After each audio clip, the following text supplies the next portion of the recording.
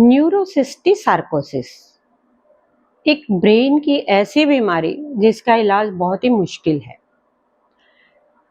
इसमें क्या होता है कि बॉडी में या ब्रेन में कुछ वर्म्स या पैरासाइट चले जाते हैं और वहाँ उनका जो लार्वा होता है उसके ऊपर मसल्स की कवरिंग आ जाती है जो कि ब्रेन में सिस्ट के रूप में दिखते हैं। तो ये अजीब सी बीमारी है जो ब्रेन में बहुत सारे सिस्ट होते हैं। इसमें जो पेशेंट होता है उसको headache, fits, face deviated, slurred speech या इनबैलेंस वगैरह होने लग जाता है। ऐसे सिम्टम दिखने लगते हैं। और इसमें हम न्यूरोथेरेपी में क्या करते हैं, तो हम सबसे पहले वर्म्स के लिए ट्रीटमेंट देते हैं, उसके साथ साथ लीवर और ब्लड सर्कुलेशन की ट्रीटमेंट देते हैं। जो ब्रेन के अंदर हिप्पोकैम्पस एरिया है, वहाँ की वेव स्लो हो जाती है और हमें 5 या 6 दिन में पेशेंट में कुछ चेंजेस दिखने लगते हैं। ये ट्रीटमेंट 3-4 महीने देने के बाद ये पेशेंट बिल्कुल पूरी तरह से ठीक हो गया। तो ऐसे आप देखोगे कि न्यूरोथेरेपी में बहुत ही कठिन प्रॉब्लम भी बहुत आसानी से हल हो जाती है।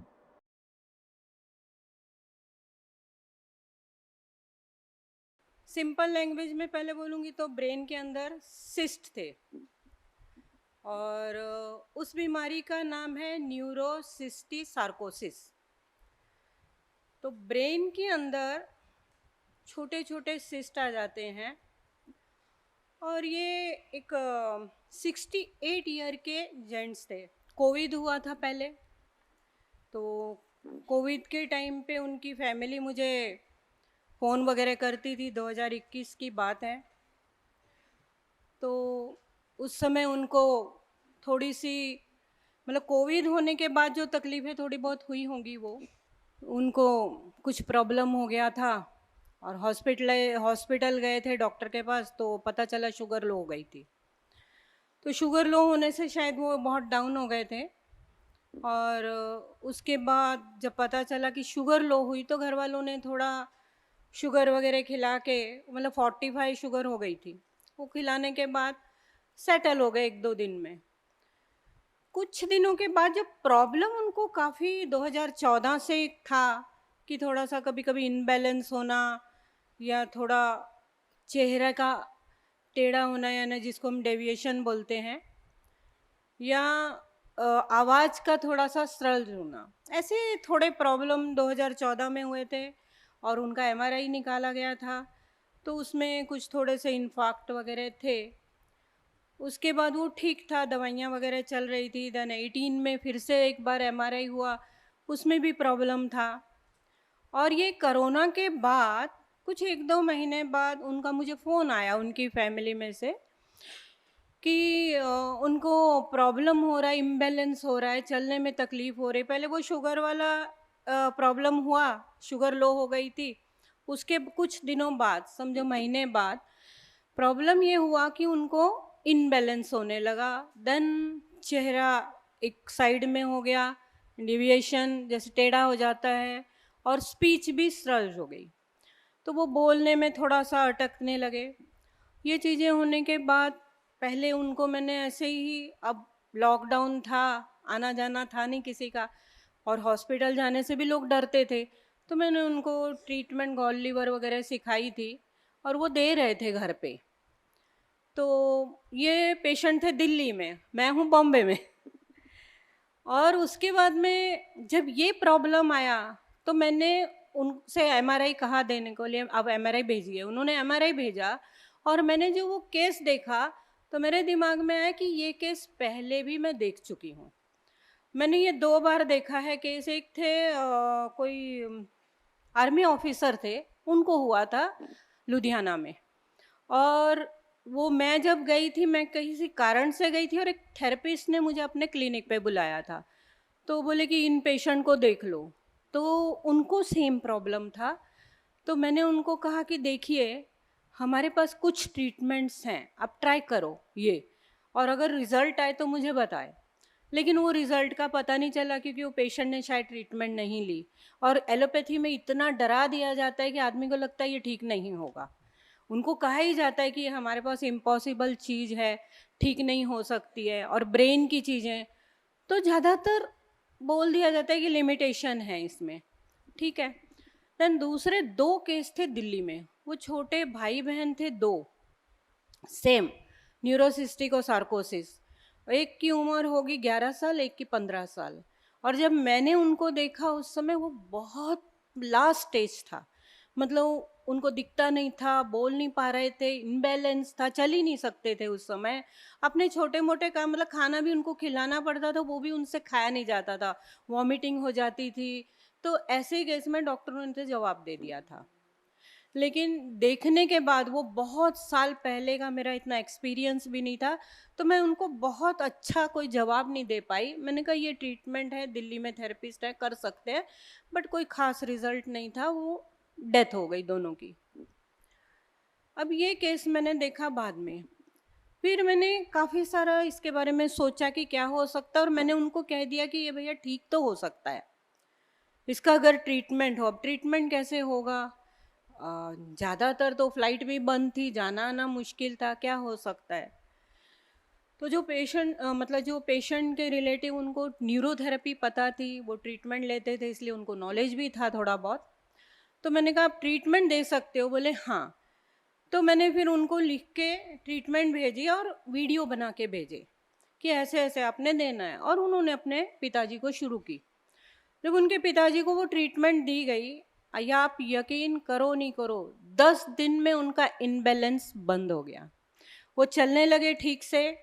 और उसके बाद में उनकी स्पीच ठीक हुई, और समझो 15-20 दिन में उनका जो चेहरा टेढ़ा वगैरह था वो भी सीधा हो गया, वो सारा कुछ ठीक हो गया। और इसमें था ऐसे कि जब इतना मुश्किल केस 10 दिन में कैसे रिजल्ट आया उसका। तो उसमें मैं ये ट्रीटमेंट के बारे में थोड़ी सी बात करूंगी। इसकी ट्रीटमेंट कोई बहुत बड़ी नहीं है, पेशेंट के रिलेटिव ने दी है, हमने दी भी नहीं है, और उन्होंने दिन में 2 बार दी है। तो उसमें बहुत साल पहले, बहुत साल यानी समझो 95 94 की बात कर रही हूँ, उसके पहले एक हमारे पास बच्चा आया था छोटा, गुरुजी थे तब की बात है, गुरुजी और मैं क्लिनिक पे होते थे। एक छोटा बच्चा आया 7-8 साल का, और बहुत ज़्यादा सर दर्द होता था उसका, और सर दर्द के कारण उनको बहुत तकलीफ़ हो रही थी। और बहुत सारे हॉस्पिटलों में जाने के बाद कोई फ़र्क नहीं पड़ रहा था, मेडिसिन लेके भी कुछ 2-4 महीने वो घूमे, कोई फ़र्क नहीं था। तो डॉक्टर, एक किसी ने कहा कि इसका एमआरआई निकालो। जब एमआरआई निकाला तो पता लगा उसकी थ्रेड वर्म है, बहुत सारे थ्रेड वर्म है। वो थ्रेड वर्म धीरे धीरे इतने ज़्यादा बॉडी में हो गए कि वो ब्लड के थ्रू उसके ब्रेन में चले गए, और वो एमआरआई में दिख रहा था।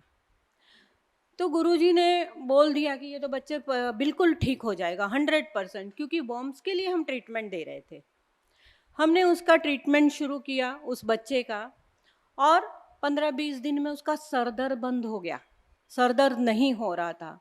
और उसके बाद में उसको 3 महीने ट्रीटमेंट दिया। 3 महीने के बाद शायद हमने वापस एमआरआई करवाया था, तो उसके कोई भी ब्रेन में प्रॉब्लम नहीं था। इवन उस ट्रीटमेंट से वो वर्म्स नहीं निकले, उसके एग वैग भी बंद हो गए बनने। और इसके बाद काफ़ी सालों तक वो लोग हमारे टच में थे कि वो बच्चे को कोई प्रॉब्लम नहीं है, उसकी हेल्थ भी अच्छी हो गई, वापस उसको सर दर्द नहीं हुआ। ये एक केस मैंने देखा। इसके बाद और एक केस है जो इससे भी अजीब सा था, मैं सोच भी नहीं सकती, और गुरुजी ने भी नहीं सोचा था कि ऐसा रिजल्ट आ सकता है। हमारे यहाँ एक 2-2.5 साल का बच्चा आता था, बोलता नहीं था, सुनता नहीं था, समझता नहीं था। वो प्रेगनेंसी में बहुत सारे प्रॉब्लम थे बच्चे को, और कोई भी चीज़ नहीं, सिर्फ रोता था कभी कभी, वो भी रोना भी बहुत कम था, वेजिटेबल चाइल्ड जैसा बोल सकते हैं। काफ़ी दिनों की ट्रीटमेंट देने के बाद भी कुछ रिजल्ट नहीं आ रहा था। तो उसकी माँ ने कहा कि इसको ना मोशन भी नहीं होता है, 4-4 दिन 5-5 दिन बाद मोशन होता है, लेकिन इसमें कभी कभी वॉर्म्स निकलते हैं। तो गुरुजी मुझे बोले कि हम इसको वॉर्म्स का ट्रीटमेंट देते हैं ना, देखेंगे थोड़े दिन। तो उस उनका ट्रीटमेंट शुरू किया गया और 8-10 दिन ट्रीटमेंट को हो गए। तो उसको मोशन नहीं आया था, लेकिन इतना लंबा एक पीस ऐसे चपटा सा आया था और ब्राउनिश कलर का, और वो डब्बे में डाल के लेकर आई हमें दिखाने के लिए कि ये ऐसे आया है लेकिन इसको मोशन नहीं हुआ है। तो हमने कहा इसको लैब में, गुरुजी ने कहा टेस्ट करा के क्या है। वो लैब में ले गई, वो बोले ये टेप वर्म है, टेप वर्म का एक टुकड़ा है। अब टेप वर्म क्या है पढ़ा तो हमें तो वो बहुत भयानक चीज लगी। टेप वर्म ऐसा होता है कि वो कोई पैरासाइट आपके अंदर चला गया और वो एग गया और फिर वो स्प्रेड बढ़ना शुरू होता है और वो इंटेस्टाइन के साथ साथ लग जाता है। जहाँ जहाँ जितना बड़ा आपका इंटेस्टाइन है उतना बड़ा वो हो जाता है और इंटेस्टाइन को चिपका रहता है। उसके हर एक जगह पे उसके ना पैर रहते हैं, तो वो उनके पैर जो होते हैं उससे वो इंटेस्टाइन से चीज़ों को लेता रहता है और वो इतना बड़ा हो जाता है कि पूरी इंटेस्टाइन को चिपक रह जाता है और इसका कोई इलाज कहीं नहीं है। उस बच्चे को 3-4 महीने ट्रीटमेंट दी और हर 4-5 दिन के बाद एक ऐसा टुकड़ा निकलता था और उसको लैब में देते थे ये क्या है। और ऐसे करते करते महीना 1.5 महीना निकल गया। गुरुजी बोले अब ये बच्चे का ठीक होना शुरू होगा। सिर्फ वो बोले कि उसका ना मुंह होता है, उस टेप वर्म का एक मुंह होता है ब्लैक कलर का, बोले वो निकल गया तो ये बच्चा ठीक हो जाएगा। तो हम लोग वेट कर रहे थे, वो रोज लेके आ रही थी तो हम ध्यान से देखते थे कि क्या है कैसे नहीं। बीच बीच में उसको मोशन भी नॉर्मल थोड़ा थोड़ा होना शुरू हो गया था और एक दिन ऐसा आया कि वो हिस्सा भी उसका आया और फिर गुरुजी ने कहा कि ये बेटा हो गया ठीक, अब ये ठीक होगा। और सच में ही उसके बाद उसमें इम्प्रूवमेंट होनी शुरू हुई। जब एक बार उसका डाइजेस्टिव सिस्टम ठीक हुआ, उसका जो बेचारे का न्यूट्रिशन वो वर्म खा जाते थे वो उसके शरीर को मिलना शुरू हुआ और धीरे धीरे उसमें चेंजेस आने शुरू हुए। अब मैंने कोरिलेट किया क्योंकि मैं कोई भी पेशेंट देखती तो मुझे वो याद आ जाता है, वो याद आता है कि वहाँ हुआ था वहाँ हुआ था, तो इनमें क्या हो सकता है ये पेशेंट में। तो फिर मुझे लगा कि इनको भी जब ये न्यूरोसिस्टिक और सार्कोसिस को पढ़ा समझा तो ये भी पैरासाइट है, एक पैरासाइट है जो कि कहीं ना कहीं पानी से या किसी चीज़ से आपके ब्लड के अंदर चला जाता है और वो जहाँ जहाँ उसका लार्वा होता है वो सिस्ट बन जाता है और वो आपकी स्किन पे भी आ सकता है और बॉडी में अगर कहीं बॉडी से वो ब्रेन में भी जा सकता है और ब्रेन में भी सिस्ट बन जाते हैं। मैंने बहुत पहले एक इंग्लिश पिक्चर भी देखी थी, हमारे यहाँ बहुत साल पहले एक सीरियल आती थी ऐसे, गुड डॉक्टर। तो उसमें मैंने एक ऑपरेशन देखा था ऐसा कि ब्रेन में सिस्ट है और 3-4 सिस्ट उन्होंने निकाले और वो प्लेट में रखने के बाद उसमें से ऐसे वैसे वो कीड़ा निकल के भाग रहा है। ये मैंने मतलब वो रियल स्टोरी होती थी, तो वो भी दिमाग में था कि इसमें कोई कीड़ा होता है। और पढ़ने के बाद एक और चीज़ पता चली कि नॉर्थ साइड में, इंडिया में नॉर्थ साइड में दिल्ली से आगे वो जो ज़मीन है वहाँ जो बंद गोभी होती है ना, कैबेज, उसके अंदर वो कीड़ा होता है। तो लोग वहाँ के ज़्यादा बंद गोभी नहीं खाते, पर साउथ साइड में नहीं है, यहाँ की ज़मीन में नहीं, उस साइड की ज़मीन में वो होता है। इसलिए मुझे जो भी पेशेंट दिखे थे ज़्यादातर वहाँ उस साइड के, नॉर्थ साइड के दिखे थे। तो वो भी है कि वो पैरासाइट है, वो गोभी खा ली, कच्ची रह गई या कुछ हुआ और वो अंदर एग चला गया आपके, और फिर उसने वो लार्वा बनाने के बाद उसको वो डेवलप होने लगा और वो सिस्ट जो थे वो ब्रेन में बन गए। अब मुझे जो इसका आइडिया आया, जो ट्रीटमेंट क्या देनी है, ट्रीटमेंट बहुत छोटी सी है, काम बहुत बड़ा है। हम लोग जैसे कहते हैं कोई भी एबनॉर्मल ग्रोथ को रोकना है तो हमारा फॉर्मूला है, आप ना प्लीज़ हमेशा लिखने से पहले उसको समझा करो, प्लीज़ लिखा मत करो, उसको समझ लो तो आप और बहुत सारे पेशेंट ठीक कर सकते हो। लिखने से कोई फ़ायदा नहीं होता है। मैं मतलब बहुत बार कहती हूँ, मैं जो मेरे कई सारे वीडियो जाते हैं ना तो कई लोग लिखते हैं आप ट्रीटमेंट लिखो, भाई उस वीडियो में एक्सप्लेन कर दिया गया है ट्रीटमेंट को। आपको अगर समझ रहा है तो आपको ट्रीटमेंट समझ जाएगी, अगर आप न्यूरोथेरेपिस्ट हो तो, नहीं तो नहीं समझेगी। और लिखने का कोई फ़ायदा नहीं है। ये पेशेंट दूसरा आएगा तो उसकी अलग टेंडेंसी होगी शायद, तो उसमें ट्रीटमेंट हमारी चेंज हो जाएगी। तो इसीलिए सेम प्रॉब्लम में भी सेम ट्रीटमेंट नहीं दे सकते। अब इनका 2 पेन 6 टाइम ये स्मैटोस्टैटिन है जो एबनॉर्मल ग्रोथ को रोकता है। उसके बाद हमने दिया है 10 टो फिंगर लीवर, ये भी लीवर का एक्टिवेशन है। आपको पता है लीवर में नेचुरल किलर सेल बनते हैं, लीवर के अंदर कफर सेल होते हैं जो किसी भी पैरासाइट को, बैक्टीरिया को, वायरस को मारने में सक्षम होते हैं। तीसरा है टो फिंगर गैस। अब ये हमारा एक फॉर्मूला है, अगर स्टमक के अंदर HCl बढ़ता है तो कोई भी टाइप का कीड़ा, वायरस, वर्म्स मर सकता है, तो उसको बढ़ाने के लिए CNNS गैस है। उसके बाद 12 मेडुला। अब ये 12 मेडुला क्या है, अब मैं मतलब आप लोगों से भी पूछूंगी पहले सबसे। रामचंद्र जी कहाँ है? अच्छा नहीं है, वो बोल देते। आप बताओ, आप बताओ ना, 12 मेडुला क्यों देते हैं? हाँ पर उसका कोई लॉजिक? हाँ, गुड, वेरी गुड। मुझे नहीं लगता और कोई बताएगा ये, बहुत अच्छा। तो हमारे, मैं बता रही हूँ, वही चीज़ बता रही हूँ। हमारे ब्रेन के अंदर हिपोकैम्पस करके एक एरिया है। उस एरिया में जो हमारे ब्रेन की वेव्स होती हैं, वहाँ पर 3 लेयर है हमारे ब्रेन को। वहाँ पर जो वेव चलती है उसकी जो हिपोकैम्पस है वहाँ 6 लेयर होती हैं।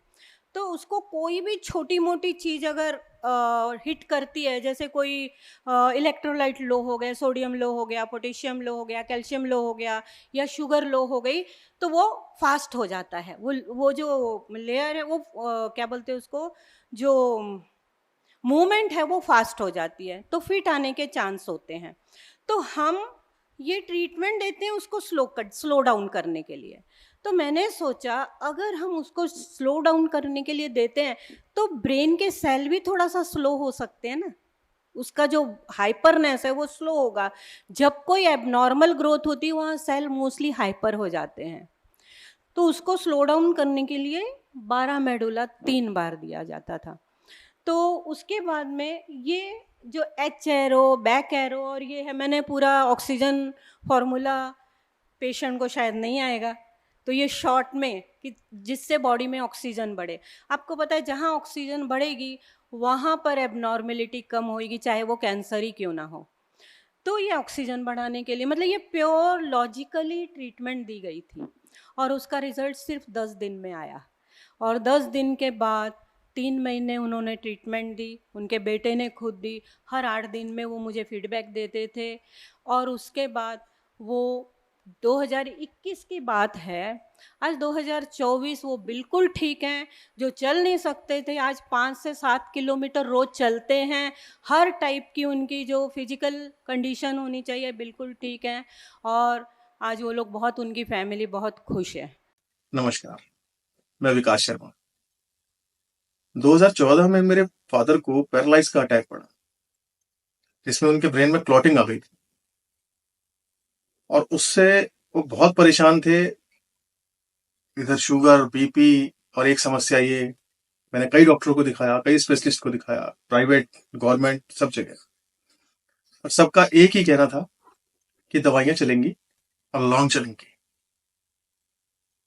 फिर मैंने 2018 19 में फिर MRI कराया, लेकिन वो वहीं की वहीं थी, दवाइयां रेगुलर चलती रही। फिर मुझे पता चला न्यूरोथेरेपी के बारे में। पहले तो विश्वास नहीं हुआ, लेकिन फिर भी मैंने मन बनाकर कॉल किया, तो वहां मेरी डॉक्टर कमलेश चौहान जी से बात हुई। वो इतनी पॉजिटिव थी कि उन्होंने मेरा विचार ही बदल दिए।